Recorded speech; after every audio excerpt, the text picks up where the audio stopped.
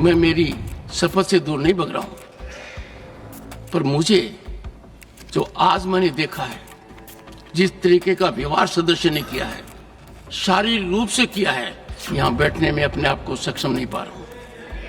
मैं दुखी मन से जा रहा हूं। नमस्कार। गजब खुलासा हुआ दोस्तों। धनखड़ ने इस्तीफा दिया नहीं बल्कि उनसे लिया गया।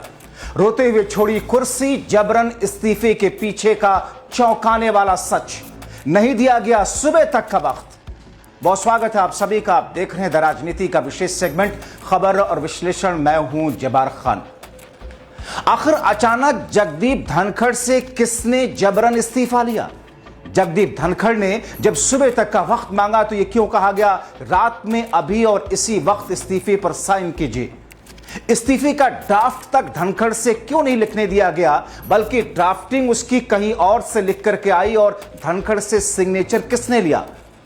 और आखिर अगर सुबह तक का वक्त जगदीप धनखड़ को दे दिया जाता तो फिर भारतीय जनता पार्टी या संघ के लिए कौन सा पहाड़ टूट पड़ता? क्या है वो चौंकाने वाला सच? इसके पीछे का एक एक करके परतें खोलेंगे दोस्तों। आप अंत तक इस वीडियो को जरूर देखें। दोस्तों 21 जुलाई साल 2025 आजाद भारत का वो इतिहास जो कि हमेशा याद रखा जाएगा, जब आजाद भारत में पहली बार किसी उपराष्ट्रपति ने सीधे तौर पर इस्तीफा दे दिया, महज स्वास्थ्य कारणों का हवाला देकर के। क्योंकि इससे पहले इस्तीफे हुए हैं, लेकिन वो इस्तीफे या तो उपराष्ट्रपति की कुर्सी छोड़ करके राष्ट्रपति चुनाव लड़ने के लिए हुए, या फिर किसी का निधन हुआ तो उन्होंने पद छोड़ा। मगर देश के उपराष्ट्रपति कल तक रहे जगदीप धनखड़ पहले ऐसे उपराष्ट्रपति हैं जिन्होंने उपराष्ट्रपति रहते हुए, ठीक ठाक सेहत रहते हुए, सेहत का हवाला देकर के मजबूरन जबरन इस्तीफा उनसे लिया गया। दोस्तों जितनी परतें मैं आपके सामने खोलूंगा आपकी आंखें फटी की फटी रह जाएंगी। क्योंकि आप देखिए 3-4 महत्वपूर्ण बिंदु और उसके बाद में इन चीजों का विश्लेषण करते हैं। जगदीप धनखड़ 21 जुलाई राज्यसभा का वक्त, राज्यसभा के दौरान उन्होंने कुर्सी संभाली, आसन संभाला, सब कुछ ठीक ठाक चल रहा था। और फिर एक घड़ी आई दोपहर के वक्त करीब 12 से 1 के बीच में, जब भारतीय जनता पार्टी के राष्ट्रीय अध्यक्ष जेपी नड्डा ने अचानक यह कहा कि nothing will go in record, what ever I will go that will go in record. यानी कि कुछ भी विपक्ष का रिकॉर्ड में इस वक्त दर्ज नहीं हो रहा, मैं जो कहूंगा वो रिकॉर्ड में दर्ज हो रहा। इस बात को आप जहन में रखिए, बैकग्राउंड में रखिए। जाहिर तौर पर यह कहने का अधिकार, विशेषाधिकार आसन पर बैठे हुए सभापति का या उपसभापति का होता है, उसके अलावा कोई नहीं कह सकता। मगर बीजेपी के राष्ट्रीय अध्यक्ष ने यह बात कह दी, ठीक है। दूसरी तरफ जगदीप धनखड़ ने इस्तीफे में जिस बात का जिक्र किया, स्वास्थ्य कारण, स्वास्थ्य कारण उनका है ही नहीं दोस्तों। मेरे सूत्र जो बता रहे हैं राष्ट्रपति भवन से जुड़े हुए भारतीय जनता पार्टी या संघ से, स्वास्थ्य कारण कतई नहीं है। क्योंकि हमने देखा वैसे मार्च महीने में या फिर जून महीने में उनके साथ में स्वास्थ्य कुछ इशू आया, लेकिन स्वास्थ्य कारण इसलिए नहीं है क्योंकि दिन भर वो राज्यसभा की कार्रवाई को बेहतर तरीके से करते गए और उसके बाद में रात में अचानक उनका इस्तीफा आता है 9 बजे के आसपास, और वो भी सोशल मीडिया साइट पे वो डाल देते हैं राष्ट्रपति के। ऐसी स्थिति में ना तो प्रधानमंत्री मोदी, ना ही अमित शाह, ना ही जेपी नड्डा, ना ही बीजेपी का कोई बड़ा नेता या संघ का नेता स्वास्थ्य कारणों से अगर कोई पद छोड़ रहा है तो उनको सांत्वना देता है, उनके लिए 1-2 लाइन लिखता है। किसी ने नहीं लिखा।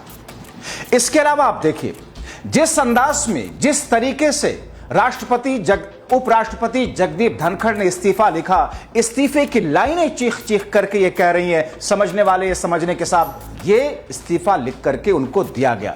मेरे सूत्र जो बताते हैं कि इस्तीफे की कॉपी कहीं और तैयार की गई, उस कॉपी को किसी को भेजा गया, और उस शख्स ने उस इस्तीफे की कॉपी को जगदीप धनखड़ के पास में भेजा। जगदीप धनखड़ ने कहा, वो शॉक रह गए कि साहब मैं अचानक इस्तीफा क्यों दूं? उनसे कहा गया आपको इसी वक्त अभी इस्तीफा न सिर्फ देना है, साइन करना है, बल्कि उसे सोशल मीडिया पर राष्ट्रपति का जो ऑफिशियल हैंडल है उपराष्ट्रपति का, उस पर आपको डालना है। मजबूरन जगदीप धनखड़ ने उस इस्तीफे की कॉपी पर हस्ताक्षर किए और उसे 9 बजे के आसपास, 9:15 बजे के आसपास आप जाकर के टाइम देखेंगे, उपराष्ट्रपति के सोशल मीडिया अकाउंट पर आपको दिखेगा उन्होंने वो कॉपी डाल दी।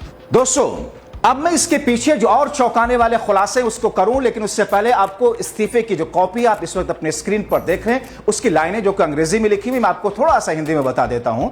जगदीप धनखड़ ने राष्ट्रपति द्रौपदी मुर्मू को लिखे अपने पत्र में कहा कि सेहत की देखभाल को महत्व देने और डॉक्टरी सलाह का पालन करने के लिए मैं भारत के उपराष्ट्रपति के पद से तत्काल प्रभाव से इस्तीफा देता हूं, जैसा कि संविधान के अनुच्छेद 67A में प्रावधान है। धनखड़ ने मार्च 2025 में हार्ट संबंधी समस्या का सामना किया था, आपको बताएं, जैसा कि मैंने कहा, लेकिन इसके बाद वो पूरी तरह एक्टिव नजर आ रहे थे। दोस्तों, अब ऐसी स्थिति में उस इस्तीफे की लाइनें ये कह रही हैं कि उन्होंने राष्ट्रपति की तारीफ की, प्रधानमंत्री नरेंद्र मोदी, अमित शाह, बीजेपी की जी भर के तारीफ की अपने उस इस्तीफे की लाइनों में। 18 लाइनों वाला वो इस्तीफा है जिसमें उन 18 बिंदुओं के साथ साथ उन्होंने तारीफों के पुलिंदे बांध दिए और उन्होंने आभार प्रकट किया। और दोस्तों, संसद के मानसून सत्र के पहले दिन कार्रवाई की अध्यक्षता उन्होंने की थी, जम करके की थी। लेकिन दोस्तों, यहां पर एक और बात, आपको जेपी नड्डा वाला वो बिंदु जहन में होगा, कैसे उन्होंने कहा, जो बात अध्यक्ष को, राज्यसभा अध्यक्ष को, स्पीकर को कहना चाहिए, सभापति को कहना चाहिए, वो बात जेपी नड्डा ने अपने विशेषाधिकार पे ले लिया। Nothing will go on record. Whatever I'll say, that will go on record. You should know.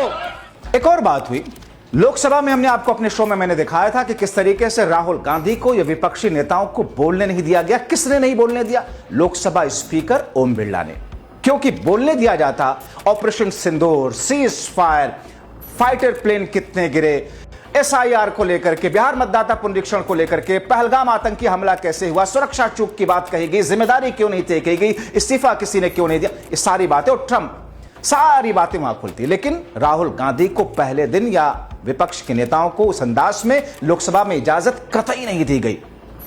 उनका माइक तक बंद करने वाली स्थिति उत्पन्न कर दी गई, जिस पर प्रियंका गांधी ने कहा, राहुल गांधी ने खुद पीड़ा व्यक्त की। लेकिन राज्यसभा में क्या हुआ?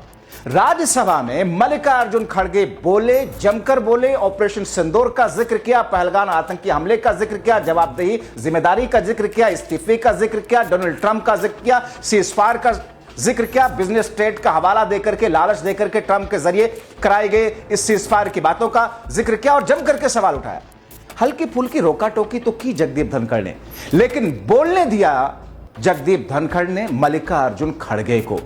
जाहिर तौर पर यह बात मोदी, शाह या बीजेपी के लिए सहजता वाली स्थिति नहीं थी और मजबूर होकर के जेपी नड्डा को, जब बीच में आपसी बातचीत हुई होगी मोदी और शाह से उनकी, उन्होंने कहा भैया अब यही मजबूरी है कि अब इस मुद्दे को जनता के बीच में फेस सेविंग कीजिए, यानी कहिए कि हम चर्चा को तैयार है। जेपी नड्डा ने उसके बाद में कहा कि साहब हम इन तमाम मुद्दों पर, ऑपरेशन सिंदूर पर चर्चा के लिए तैयार हैं, क्योंकि हम ये नहीं चाहते कि ऐसा मैसेज जनता के बीच में जाए जिससे ये लगे कि सरकार इस मुद्दे पर बातचीत करने से, चिंतन करने से भाग रही है, डर रही है, घबरा रही है।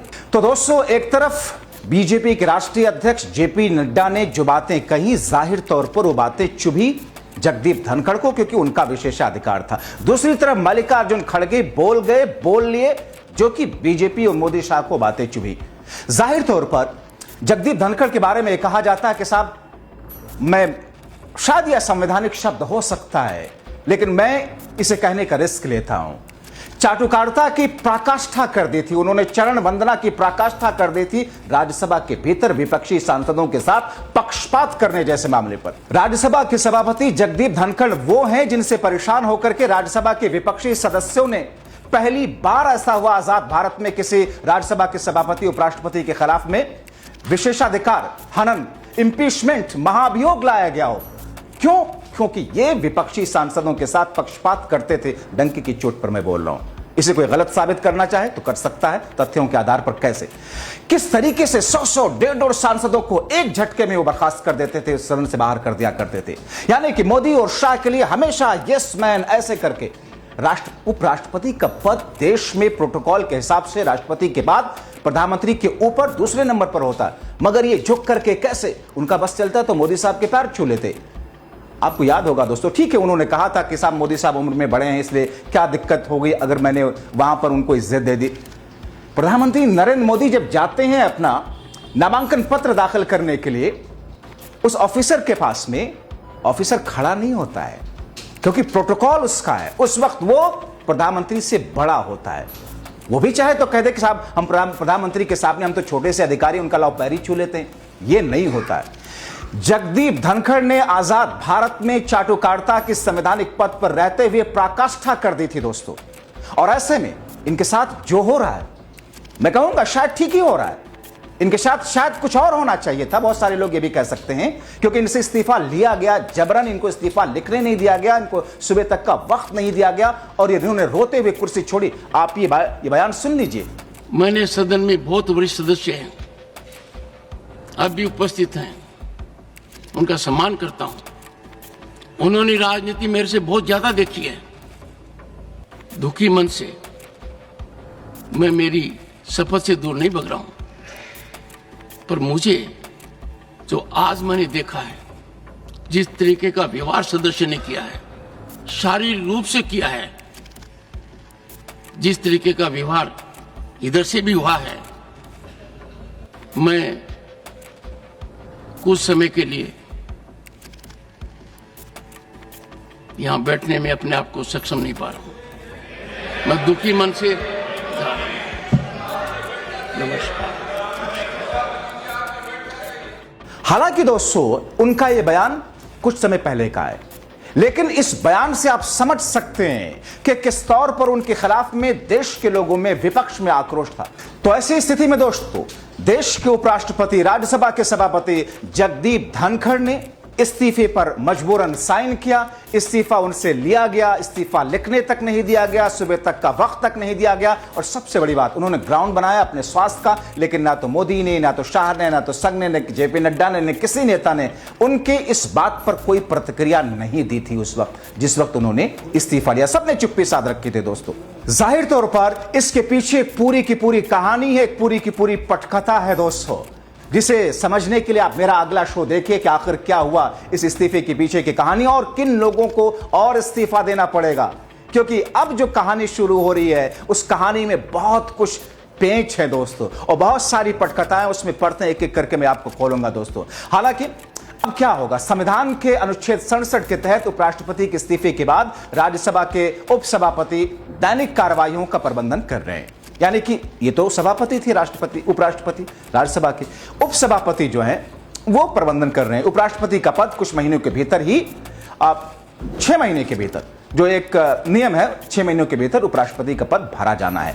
महत्वपूर्ण होगा कि इनकी जगह कौन आएगा, महत्वपूर्ण होगा कि इनके बाद अब किसका इस्तीफा होगा, महत्वपूर्ण होगा भारतीय जनता पार्टी के भीतर या सरकार के अंदर और कौन कौन से लोगों से इस्तीफा लिया जाएगा। मगर दोस्तों जिस अंदाज में जगदीप धनखड़ का इतिहास, भारत की राजनीति, भारत के उनके वकालत करने के दौरान अलग अलग पार्टियों से गुजर करके मोदी शाह का चहेता बनने वक्त और बीजेपी ज्वाइन करके वो पश्चिम बंगाल का राज्यपाल बने, और अपने आप में यह भी दिलचस्प है कि ये पहले ऐसे राज्यपाल होंगे जिसको किसी मुख्यमंत्री ने ब्लॉक किया हो अपने सोशल साइट पे।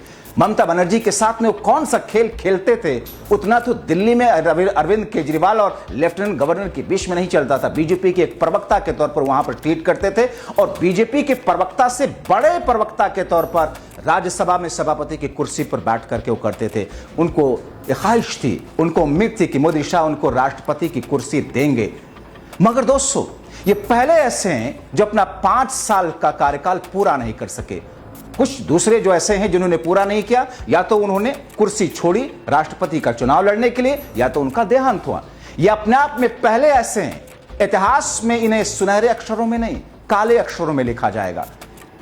अब इनके साथ में जो कुछ हो रहा है ये करेंगे क्या, इनकी जगह कौन आएगा, खेल यहां से शुरू हो रहा है। अगला शो मेरा जरूर देखिए दोस्तों, इसके पीछे का खेल क्या है, कौन कौन लोगों दे जा रहे हैं इस्तीफा, क्या राष्ट्रपति मुर्मू भी इस्तीफा देने जा रही है।